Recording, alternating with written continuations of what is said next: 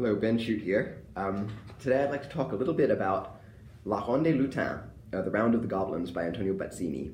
Bazzini, incidentally, was the first person to publicly perform the Mendelssohn Concerto. It was, or I should say, it was a private performance, I believe, but he was the one who gave the somewhat unofficial premiere before Ferdinand David. So it's a little interesting claim to fame for Bazzini there.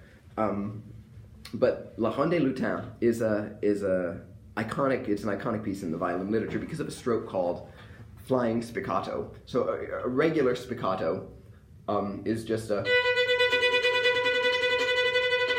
back and forth off the string motion. Well, flying spiccato is where you have an off the string stroke that is in a single direction. So Bazzini then begins with that 4-note. But then he adds a little bit of a complication later where he has 3 notes in one direction, 3 notes down bow, bounced down bow, and 1 note up bow.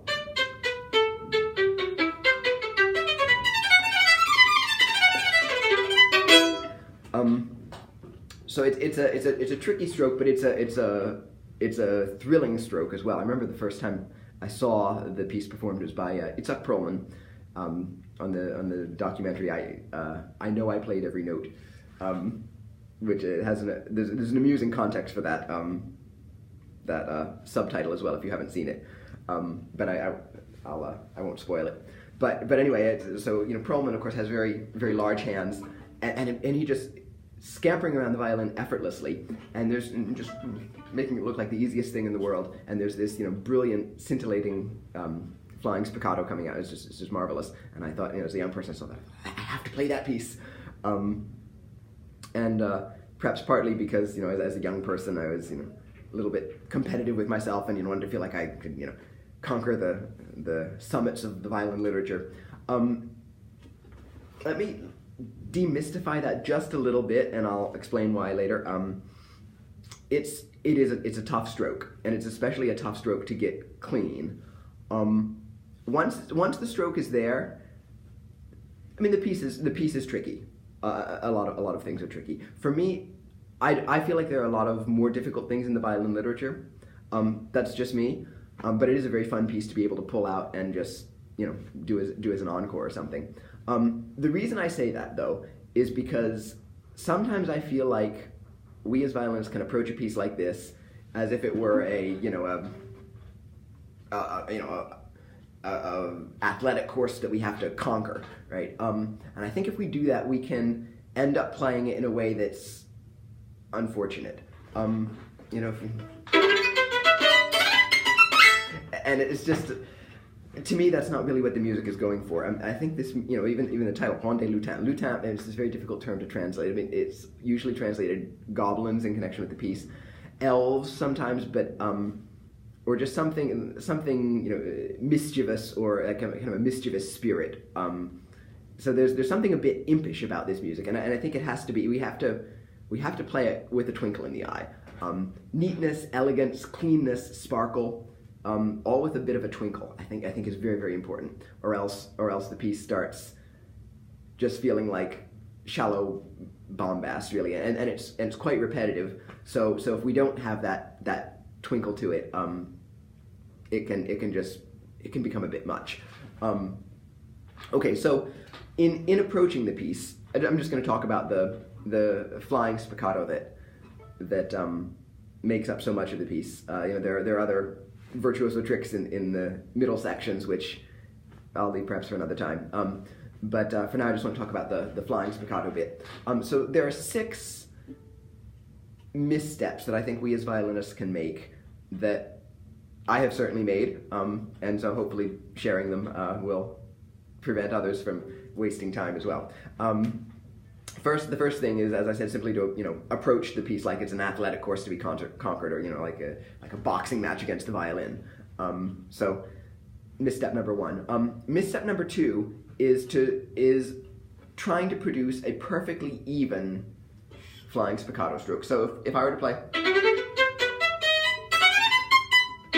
with a just simply back and forth, that stroke lends itself to being very even. Actually does not, right? The single directional flying spiccato does not lend itself to being perfectly even. Yeah, I mean, of course you want it to be quite even. You don't want it to be, you're flying all over the place, right? But you'll notice that the strokes get a little bit lighter as I go through the 4, and actually a little bit shorter too. It's not. So I remember thinking, well, that's the natural inclination of the bow, and as a young person I was thinking, I have to fight that. I have to do everything I can to really control that bounce to, maybe lay a little bit more into the bow as I go the length of it. I remember as a youngster lying on my bed trying to bounce the bow against gravity and do all these funny things that I now realize were a complete waste of time. But the reason I was doing all that, and the reason I was wrong about doing all that, is because I was trying to make the flying spiccato into something it's not, which is a perfectly even stroke. Instead, I think we should relish the fact that it's slightly uneven, and it actually gives the gesture a bit of a whoosh, for lack of a better term. And if all the recordings that I love most, Heifetz or Perlman, I mean, they all have that whoosh to them, and I think we should not be afraid of that. So the trick to coordinate the left hand with the bow, what I was trying to do is perfectly even with the left hand and then make the bow match that. And it really should have been the other way around. I should have found the most natural stroke from the bow, and then figured out and just sensed the way that it was slightly uneven, and made the left hand conform to that. And that's how you're going to coordinate the left hand really well with the bow. So don't try to make too even a flying spiccato. Let it be natural. Make it as even as it can be. Again, not falling all over the place, but savor the natural whoosh, the natural unevenness built into the stroke. A third potential misstep is to use too much vertical drop in the stroke. To think, I have to keep this bow bouncing, and you just end up hitting the string and not getting enough. Not getting enough length of bow here in the string. So I like to think of the bow not as the bow arm not as living above the string and then, I'm exaggerating of course, but and then being dropped into the string. Instead, I like to think of the bow arm being nice and at a level where I would play in the string and then let the wrist hold it just above the string and give a little bit of a zing. And I think you're going to get a much more satisfying result that way. One parenthetical note, when you hear someone like Heifetz play this, I mean, he gets such a marvelous articulation. One thing that accounts for that is the plain gut strings that he was using. Heifetz always used plain gut A and D, steel E, at least later. I don't know if he began with a gut E. He might well have. But certainly throughout his career, he used plain gut D and A, and they just even when the bow is very close to the string, the very kind of shallow bounce, it still produces a marvelous articulation, a marvelous little crackle at the beginning of the note. I used to have plain gut on this fiddle, and I loved playing Bazzini on plain gut. It was actually one of my that's where I felt some of the most difference in articulation actually was in this particular stroke. But so it's I don't have it at the moment, and so we just use whatever we've got. But bear that in mind too. If you want to go for Heifetz's articulation, the solution is probably not to drop the bow from higher. Still try to keep the bow close to the string and just see how much crackle you can get from whatever equipment you're using. Because I mean, at the end of the day, we have to try to find the sound in our ears with whatever we've got here, whatever our equipment is. And even the best of equipment won't produce great results without great vision here, right? So at the end of the day, it's always about what we've got here and just how to try to make that work on the equipment that we've got. All right, a fourth potential misstep is to, especially when we get to the this bit where we have the 3 down and 1 up. A fourth potential misstep is to panic about that retake. I know the feeling well where you think, I gotta get back to where I started. And it just can produce a very jolted effect that we don't want. So I like to just practice it by the beat. And make sure that fourth note, you know, if you're using 3 notes, don't try to retake all of the bow with the fourth note.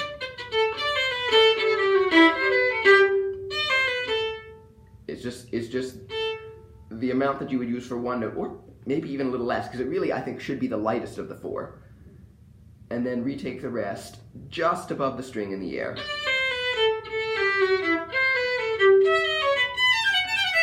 And then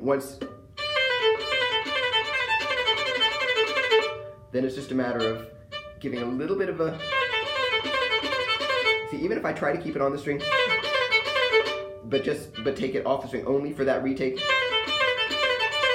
I don't know if it's coming across on the camera, but the bow is starting to want to bounce anyway, and then all I have to do is let it and maybe give it a little extra encouragement from the fingers here. And that's already plenty of bounce. So don't panic about that retake. Just make it the lightest of the 4. And then in the string, in the air just above the string, go back to where you started. And if you don't use too much bow on the first 3 notes, and put yourself in an impossible situation, if you can just think about a little circle in whichever part of your bow is where the bounce feels most natural, just a little circle that the bounce is contained within. I think that will produce very satisfactory results. Be wary about practicing in rhythms without keeping that in mind. So for example, if I hold the first of every 4, or if I do the second of every 4, what can very easily happen is, unless I'm consciously thinking about the fourth of every 4 notes, the upstrokes being light, I can very easily fall into that pattern of whacking. So if you practice in rhythms, and that can be a very good thing to do, just be sure that you keep that in mind. My favorite way to practice is just by the beat.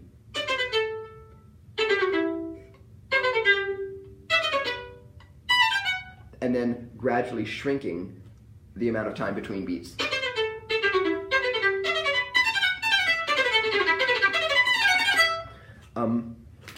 In fact, parenthetically, that's a method that I very often use with my students and with myself. If something takes resetting,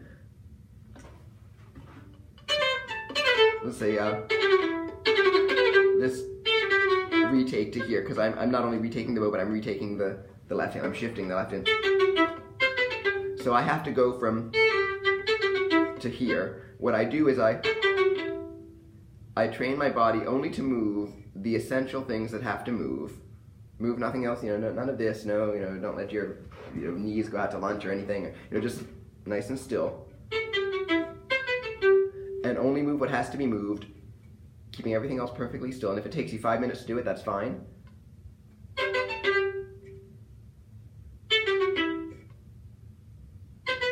And then the trick is just to gradually reduce that space. The reason I find that helpful is because we're very often tempted when we have to do something quickly to just rush to it and cut a corner, and we learn lots of other movements that then can create a sound mush in the middle. You have a, or later in the piece, it can just get really muddy unless we think of.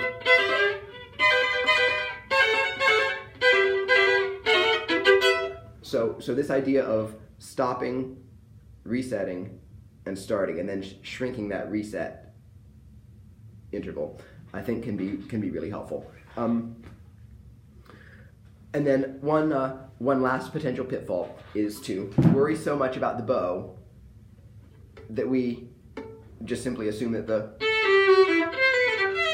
the left hand bit is easy. I mean, it's stepwise after all, right? It's easy. It's just like playing scales. We've done that all our lives. Well, you got to be really, for me at least, I have to be really careful that I don't do that, because actually for me the left hand is quite difficult. Even And what's difficult about it for me is that the half step is always in a different place. Right here it's between 2 and 3. Or maybe I should start from the beginning. Between 2 and 1. Between 2 and 3. 3 and 4, very pesky. 3 and 4 again. Reset to 2 and 3. And so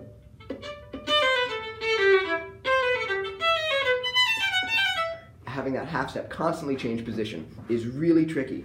And Leopold Auer, Heifetz's teacher, was very quick to warn his students that the first thing that goes wrong when you speed something up is that the half steps always become too wide. And this passage in particular is a great example. It can very easily just become and just kind of have this feeling of like pawing at the violin with no distinct, no real half steps or whole steps. It's just putting fingers down. And that is definitely not something we want, because it's, as a violinist, right, we're playing this passage, we may be thinking a lot about the bow. What the audience is hearing is intonation, and if the intonation isn't really solid, it's noticeable. Unfortunately, because it's just something really difficult. To appropriate a comment I heard someone else make at one point, intonation is violin 101, but it's also violin 901.